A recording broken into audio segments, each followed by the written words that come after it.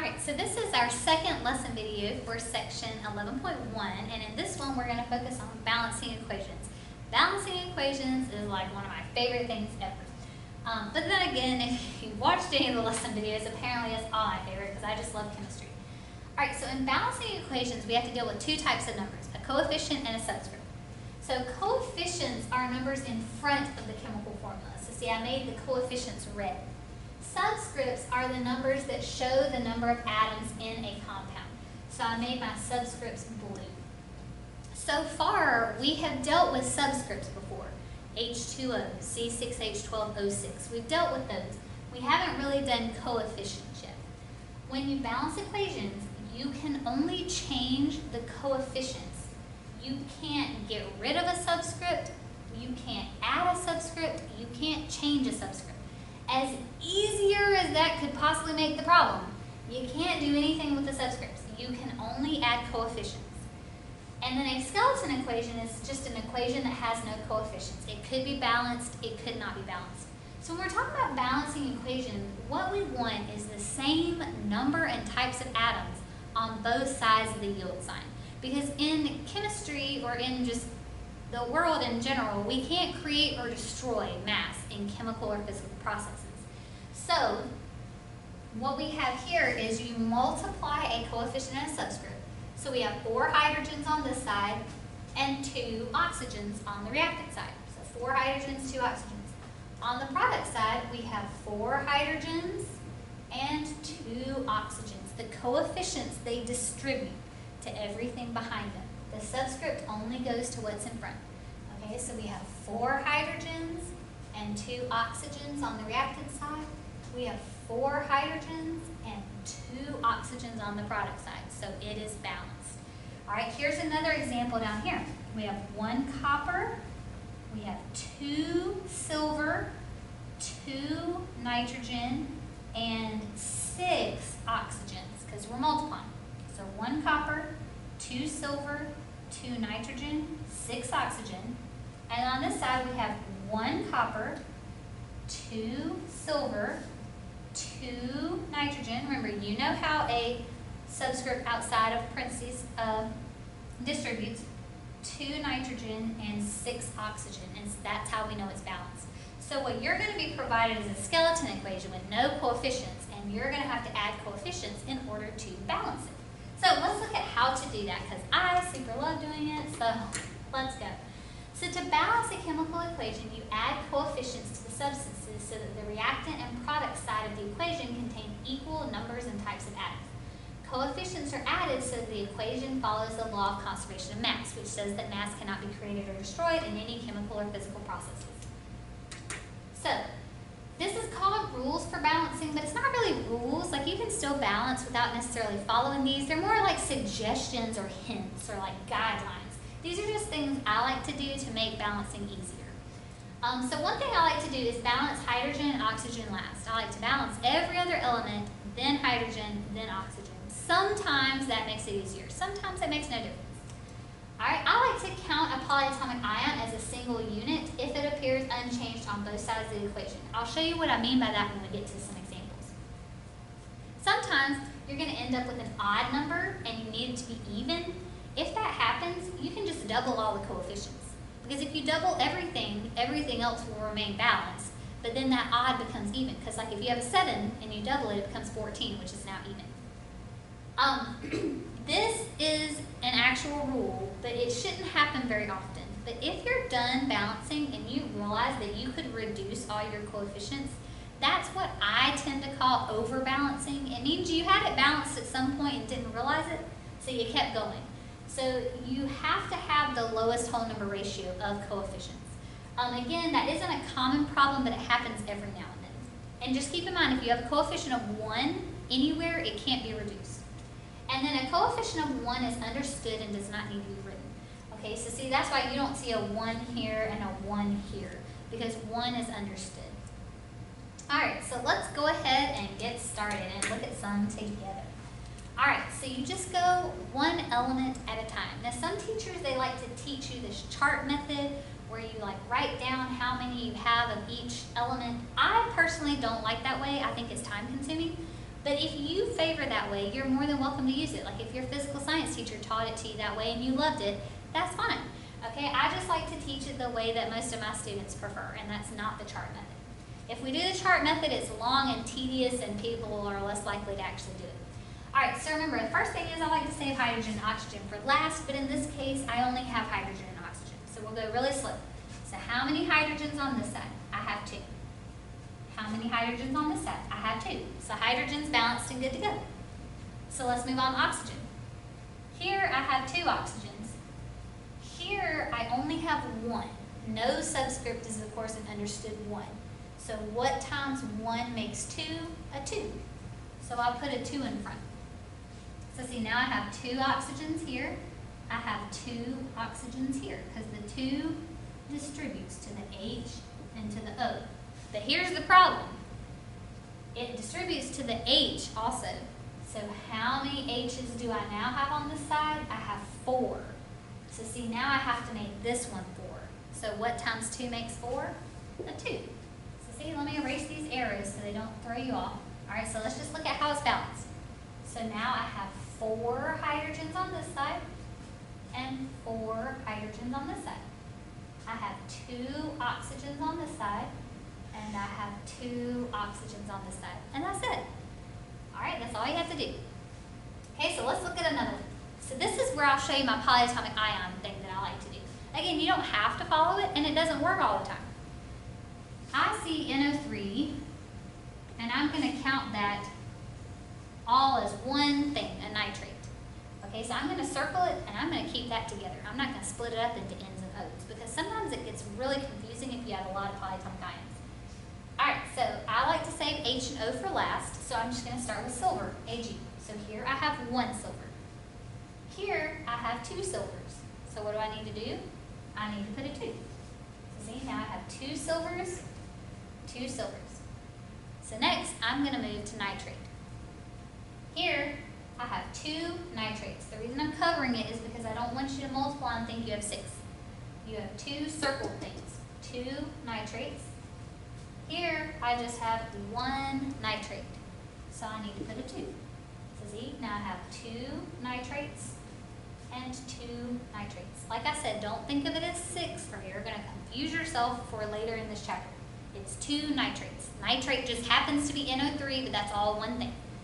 Alright, next I'm going to do sulfur just because I like to save H and O for last, although in this case it doesn't really matter. I have 1 sulfur here, 1 sulfur here, and then hydrogen. I have 2 hydrogens and 2 hydrogens. Okay, so let's just look at it one more time. I have 2 Ag, 2 Ag.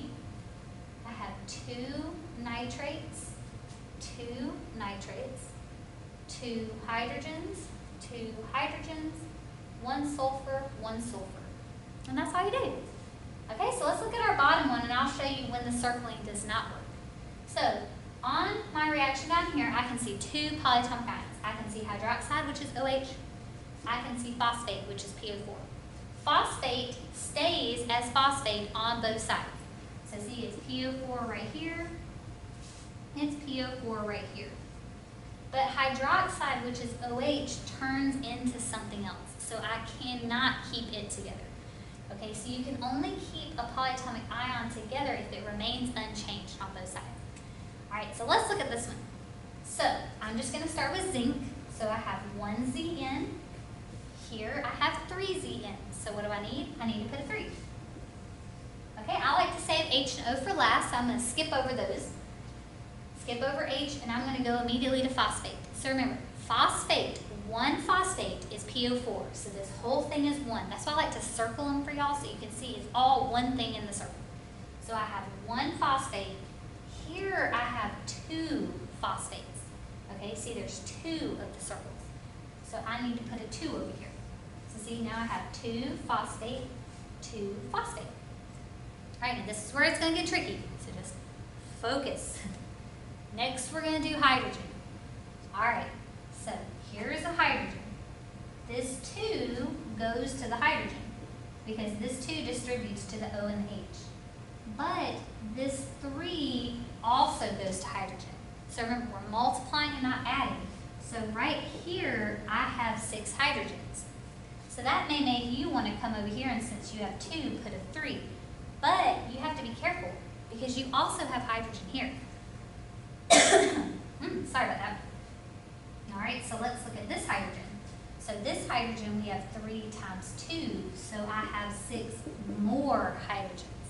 Okay, sometimes you'll have the same element in multiple places on the same side. So I have 6 hydrogens here because of the 2 and the 3.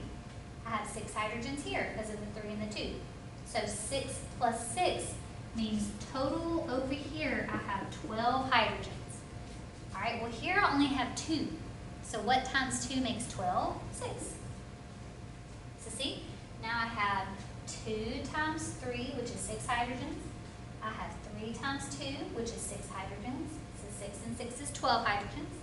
And here I have 6 times 2, which is 12 hydrogens. So, now let's go to oxygen. Now I don't have to look at the PO4s because I've already counted those oxygens. So let's look at this oxygen. So the 2 goes to the oxygen, and the 3 goes to the oxygen. So this is 6 oxygens. I know it looks like 60. Here, I'll put 6 oxygen. All right, 6 oxygens on that side. And if you look over here, wow, it already worked out. I have 6 oxygens on that side. All right, so balancing, it just really takes practice. I'm going to give you this huge practice sheet with like 111 practice problems on it. So please actually practice them. Okay, you don't have to turn it in. It's not a grade. So you practice as many or as few as you need. If you do 10 and get all 10 of them right, then you're probably good to go. If you do 10 and get 1 right, you need to practice some more. Okay, so here, you pause the video and try these. You can try one at a time or go ahead and try all 3. So I'll assume you've tried them. So let's go. All right, so on our first one, I see hydroxide. So I'm going to count it all as one thing. All right, so I see Fe. I have 1 here, and I have 1 here. So Fe's good. I have 3 Cl's. Here I have 1 Cl. So I'm going to put 3. Here I have 1 Na. Here I have 3 NAs. So I'm going to put a 3. Here I have 3 hydroxide. Here I have 3 hydroxide. So we're balanced. So hopefully you got that one right. All right, if you've already tried number 2, just make sure to double check this thing real quick. Cl is in 2 places on this side. So maybe pause it and retry it real quick. All right, so let's look at this one. So I have 1 carbon, 1 carbon. I have 2 sulfur or 2s, and I have 2s. And then I have 2 Cl, but here I have 4 Cl, and here I have 2 Cl for a total of 6 Cl. Now I know you're probably thinking, wait a minute, I thought you said multiply, don't add. If you're in the same formula and coefficient, you multiply. But if you're in 2 different formulas, what's in between them? An addition sign. So I have 6 Cl's on this side, I only have 2 on this side. So what times 2 gives me 6? A 3 does. So if you got that one right, you're good, because this one always throws people off because of those 2 Cl's. All right, so let's look at our bottom one. So here we have C, H, and O. So I'm going to start with C first. So here we have 2 C's. Here I just have 1 C. So I'm going to put a 2. Here we have 6 H's.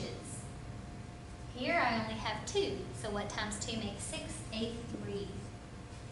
All right, and then here I have 2 oxygens on this side, but you gotta be careful because oxygen's in 2 places. A lot of you just forget about this one. So you'll say, oh, well there's 4 oxygens, so I needed 2, I'm done. I wish it was that easy, but it's not. Okay, so right here we have 2 times 2, so we have 4 oxygens right here. And here I have 3 oxygens. Again, I'll just call it oxy so you don't think it's 40 and 30. So together, I have 7 oxygens. Now, what times 2 makes 7? Well, it's 3.5. Now, normally in balancing, we don't use fractions or decimals as our coefficients. Now, when you get into more upper level chemistry, you will eventually come across a few, especially in combustion problems. Like this one is a combustion problem. But in here, we are going to focus on only whole numbers. So I'm going to show you how to remedy this. So what times 2 will make 7? It's 3.5. right? But the problem is we can't have any decimals. So remember what I told you, we did this when we did empirical formula. How do you get rid of a half? You multiply all of them by 2, not just that one, all of them. So technically what's right here right now? A 1. So what's 1 times 2? 2. What's 3.5 times 2? 7. What's 2 times 2? 4. And what's 3 times 2? 6. Okay, so I'm going to erase this and just show you again how it's balanced. So you should have 2, 7, 4, 6.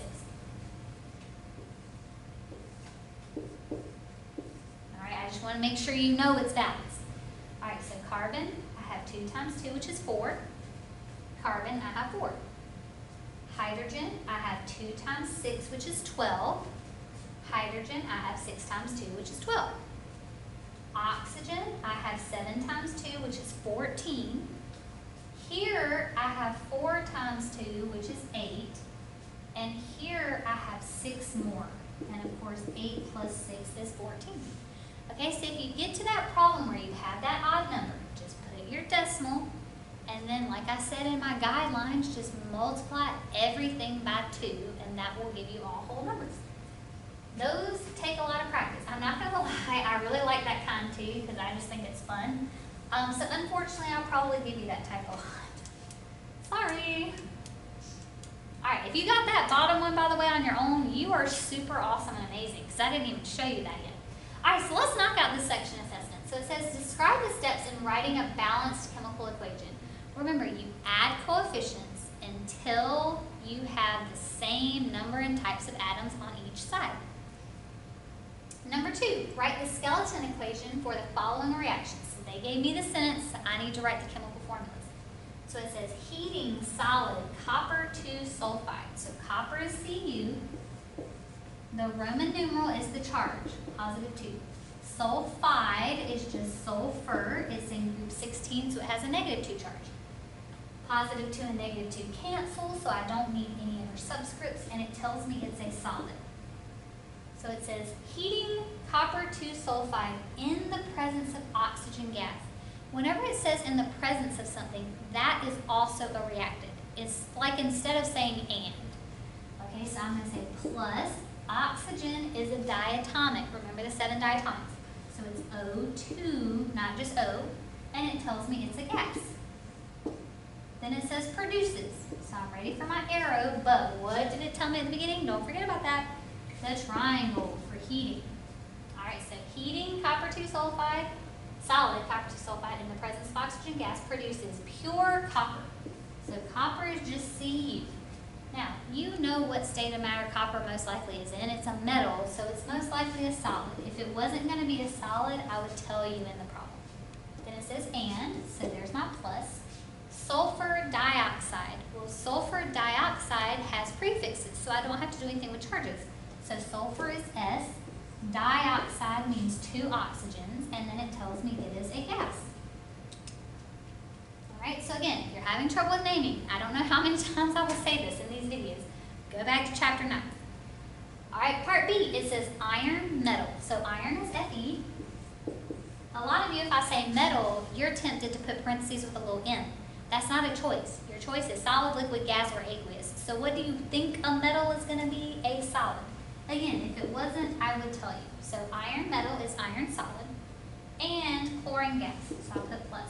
Now don't forget your 7 diatomics. That is a super common mistake. Chlorine is a diatomic, so it's not Cl, it's Cl2. And it is a gas, so I'm going to put a little G. React to form, so now I'm ready for my arrow. Solid iron 3 chloride. So iron is Fe. The Roman numeral 3 is the charge. And chloride is Cl. And it has a negative 1 charge. You have to remember to balance charges. You only don't balance charges if you see prefixes, like in sulfur dioxide. Alright, so we have a positive 3 and a negative 1, so I cross my 3 down, and then it tells me it is a solid. And then notice it didn't say anything about balancing. It said write the skeleton. So I didn't have to balance these. But be careful to read directions, because if I want you to balance it, I'll say it in the directions. Alright, so let's move on. See, I personally love naming, but I know a lot of y'all don't. Alright, so we have solid aluminum carbonate. So maybe pause it and try these because y'all tend to struggle with these. Okay, so solid aluminum carbonate.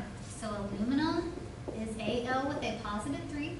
Carbonate is a polyatomic ion. It is CO3 negative 2. So I cross my 2 down. How do I cross to a polyatomic ion? I put parentheses. And then it is a solid. Okay, so again, because aluminum carbonate did not have prefixes, I know I have to cross or balance my charges. So it says solid aluminum carbonate decomposes to form. So just think, decomposes to form, produces to form, they sound similar, that's where my arrow goes. Decomposition is just a type of reaction, which we'll learn about in the second section. To form solid aluminum oxide. So there's no prefixes, so I have to balance my charges. So aluminum is Al, it has a positive 3 charge. Make sure you have your periodic table labeled with charges. Oxide is oxygen with a negative 2. So I cross my 2 down, I cross my 3 down, and they told me it is a solid. And carbon dioxide gas. So carbon dioxide has a prefix, so I don't need to cross charges. So carbon is C, dioxide's O2, and it tells me it's a gas. All right, so hopefully you got that one right. So try this last one, just in case. I need you to be able to do these, or at least get part of it right. Even if you're not getting the whole thing right at this point, even if you're just getting parts of it, that will get you points. All right, so it says solid magnesium. So magnesium is not a diatomic, so I'm just going to call it Mg and put a little S for solid. Solid magnesium reacts with, so I'm going to put plus, aqueous silver 1 nitrate. So silver is Ag, the Roman numeral is the charge, positive 1. Nitrate is NO3 with a negative 1. Positive 1, negative 1 cancel, so I don't need to cross. And it tells me it's aqueous. So I put my little AQ. To form, so there's my arrow, my yield sign. Solid silver, so silver is Ag, it's not diatomic, and it is a solid. And, so I put my plus, aqueous magnesium nitrate. So I don't see prefixes here, so I need to balance my charges. Magnesium is Mg, positive 2. Nitrates from your polyatomic ion sheet is NO3, negative 1. So I need to cross my 2. So how do I do that? I use parentheses. And it tells me it is aqueous. So I put in a little AQ. And there we go. Again, I didn't have to balance because it didn't tell me to. Alright, so these, again, they take practice and it takes being really good at Chapter 9. The longer you put off understanding Chapter 9, the harder this class is going to get. Just throwing that out there. You got to know Chapter 9, people.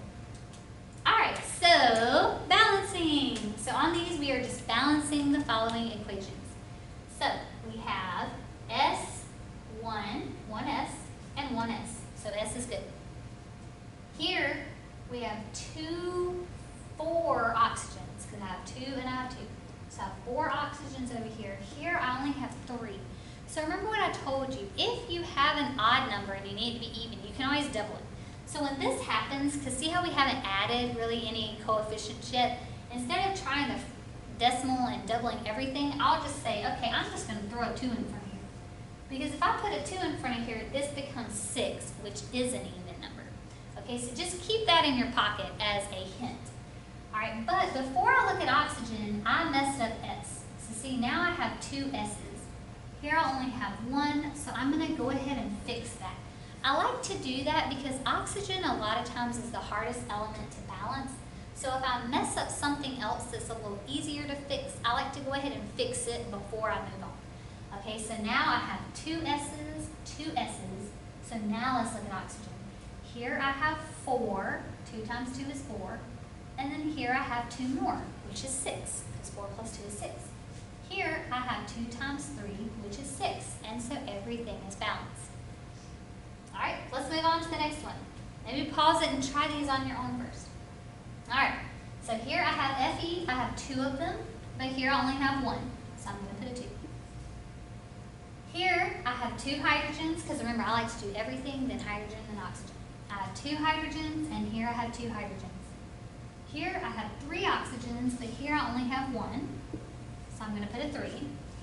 But once I did that, I 5 messed up hydrogen. So now I have 3 times 2, which is 6 hydrogens. Here I only have 2, so I need to put a 3 to make 6. So that's what you have to be careful of. Even though you saved oxygen for last, when you put something in front of oxygen, it messed up hydrogen, which you had already balanced, so you have to go back and fix it. All right, so the last 2 should be super easy. So if you really need a confidence booster, try these 2 and then check your answer.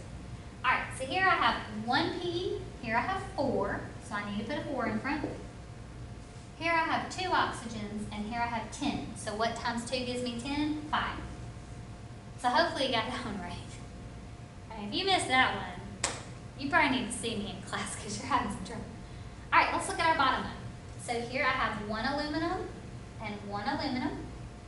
Here I have 2 nitrogens and only 1 nitrogen, so I'm going to put a 2. But once I put that 2 for nitrogen, I've now altered aluminum. So now I have 2 aluminums, so I just need to go back and put 2 for aluminum. All right, and so this is what they would look like. Oh, I have to find my answers this time. All right, and so hopefully you're understanding balancing. Again, I will have a gigantic practice sheet for you. Practice as many as you need until you can consistently get them right.